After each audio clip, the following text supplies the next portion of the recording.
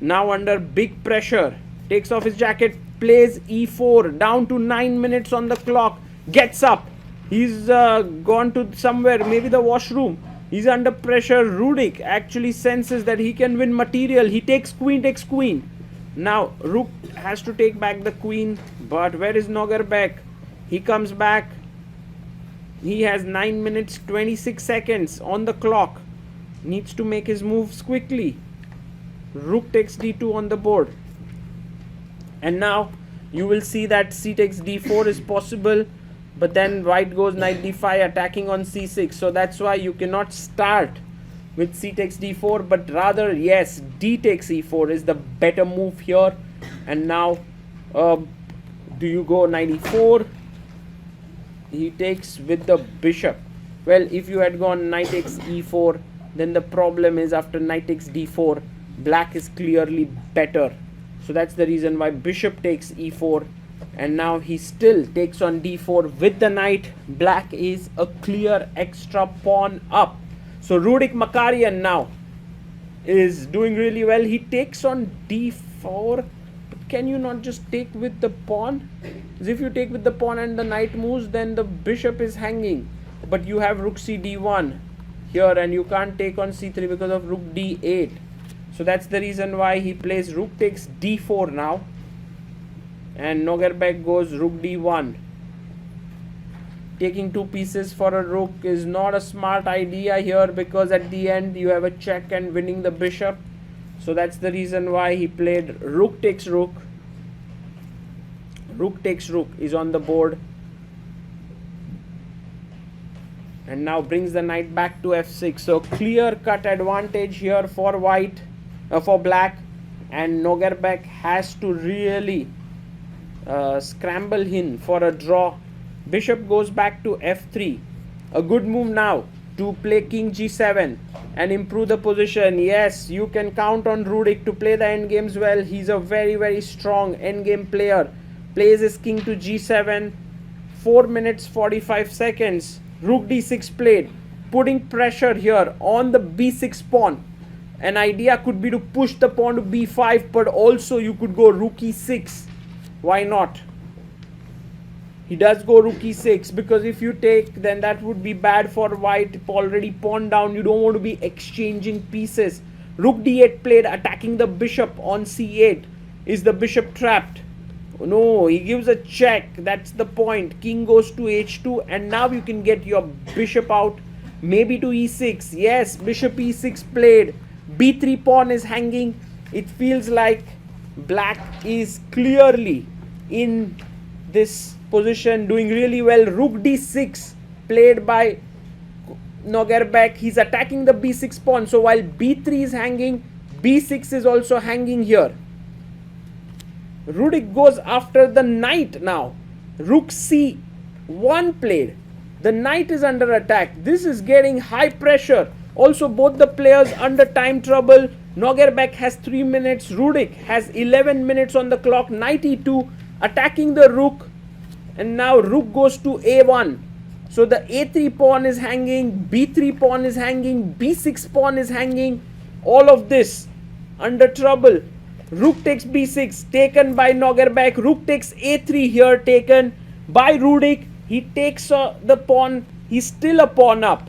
Now the b3 pawn is also hanging. He can be 2 pawns up there. b4 played. That's a smart move. But the question is, do you go c4 here? No, but that allows maybe rook c6. Or do you actually take? He takes here. Rook takes. So clear extra pawn. The a pawn is ready to roll down the board for black.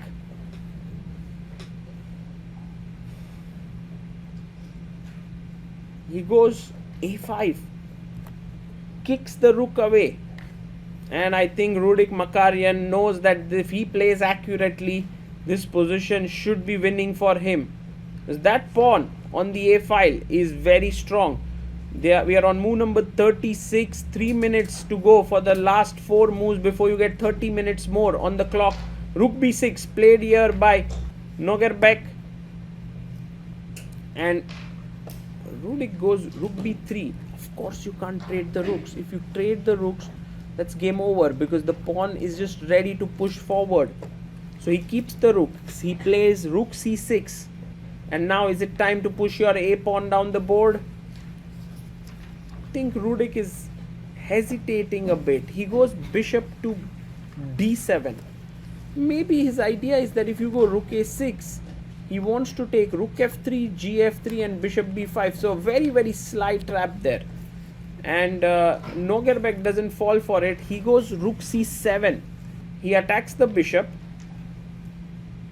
And now a4 played. So you push it there. But I'm a bit confused now. Isn't knight c3 coming in? Well, knight c3, but maybe a3. So let's say knight goes to c3. He plays it, by the way. Knight c3 on the board. And now a3. Is that even possible? Because if you go a3, bishop d1 attacking the rook could happen. He doesn't push the pawn. He pushes the rook forward. Rook b2. And now 40 moves have been completed. So rook a7. Nogerbek gets the much needed time on the clock. The a4 pawn is under pressure. Takes on f2 and says that if you take here on a4, I have rook a2 pinning. So right now black is 2 pawns up. Rook a6 played. But somehow now the a4 pawn is hanging, because let's imagine that you attack the knight. He goes h5. But there was no way to actually defend the a4 pawn. h5, and now you can take on a4, because if rook a2, then there's knight c5. And that's the key point for having the rook there. So Nogerbek takes the pawn. All of a sudden the pride of black's position is gone, the passer. Now Rudik has to play on one side. He still has an extra pawn, but this is much, much tougher to convert here. With this extra pawn, you can see Rudik is not very happy. He gets up from the board. Nogerbek knows that the draw can be achieved here. Knight c3 played. Well, for black, one way is to start pushing the king side pawns in some way. Like if you get g5, f5, g4, this can be a position where you can put a lot of pressure. So clearly Rudik has to keep trying. Shouldn't give up, but trading more pieces, is that a wise idea? And should black take it? I think taking the knight is logical. He takes. Bishop takes on e4.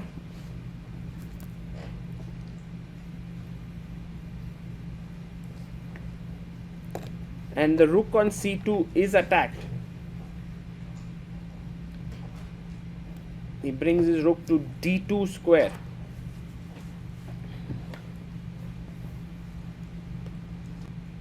Well, this is not an easy position to play for white, clearly, because his king is a bit tied down.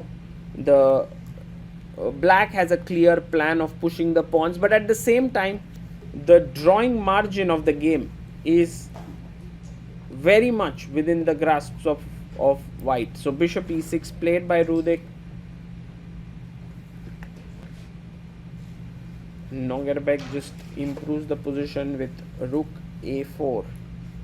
Another thing that's working in black's favor is that the queening square on h1 is the same color of the bishop. So g5 played now.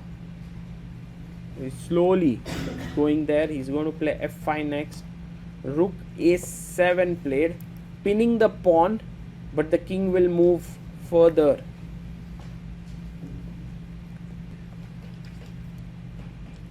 He plays rook c2. Well, in such positions, you don't need to hurry as black. You just keep making your moves, put your opponent under pressure, and he might crumble here. Rook a5 played, but can black now play f5? No, he goes king f6. f5 was also a viable idea, but he puts his king on f6, and I think for Rudik, it's a matter of just putting as much pressure as he can, not rushing it. No need for any hurry. King g1 is a good move, because the king on h2 was out of the game, and with king g1 he's bringing it back. Black waits, rook d2. And this is actually helping white because white is slowly and steadily bringing the king in.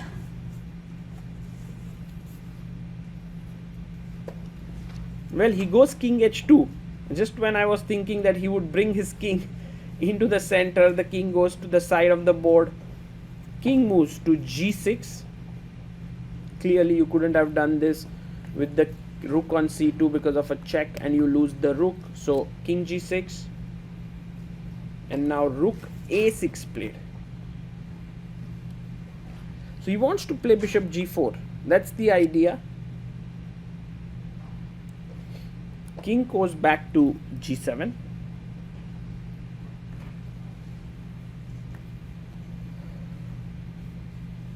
And Nogerbek brings his king back to g1.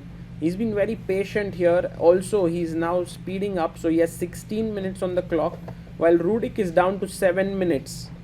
He's unable to find any constructive plan, but I think at some point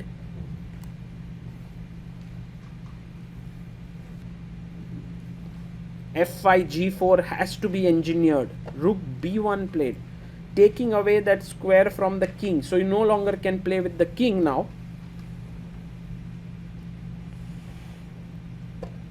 He plays rook to a5, attacking the g5 pawn, but maybe now f5. That seems like a good idea to play.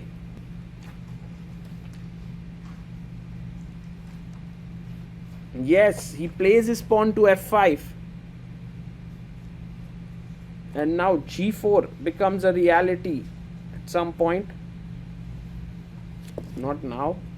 But offers a trade of bishop. Because if the bishops are traded, then white has very good chances to hold this endgame.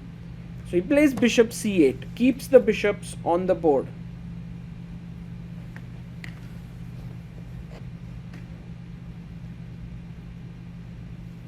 Nogerbek attacks the bishop. Rook b8 played. So black is getting a bit passive here. And we are on move number 58. He brings his bishop back. Rudik down to 3 minutes in his bid to trying to convert this position. He has taken a lot of time. Now g4 does not work because after take, oops, take here, bishop takes, and rook g5. White draws it without any difficulty.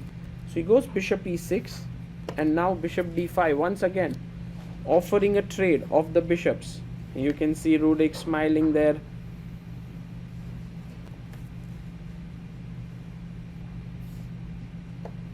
Although he may not want a draw here, still he would be, and he's unable to make progress. That's the main problem. Bishop comes back. How to proceed? He thinks for a bit and plays king f6 with 2 minutes 39 seconds left.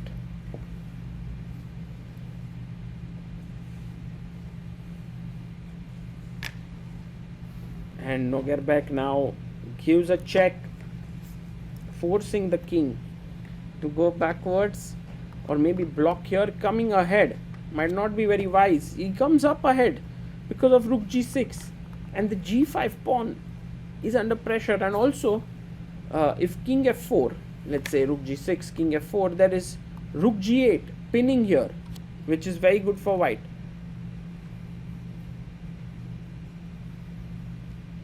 So Nogerbek now thinks, you can see he's got a spring in his steps. He's looking very confident, and Rudik is not at all happy. Rook g6 played and he plays it in a flash. And look at this, look at the expressions there. Black is unhappy. He had been pressing the entire game. The main problem is king f4, rook g8 pinning there.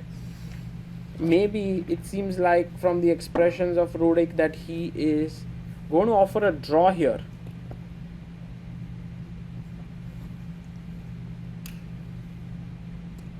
Well, that's the feeling you get after you've pressed the entire game, but you've gotten nothing out of it, and a draw in the end.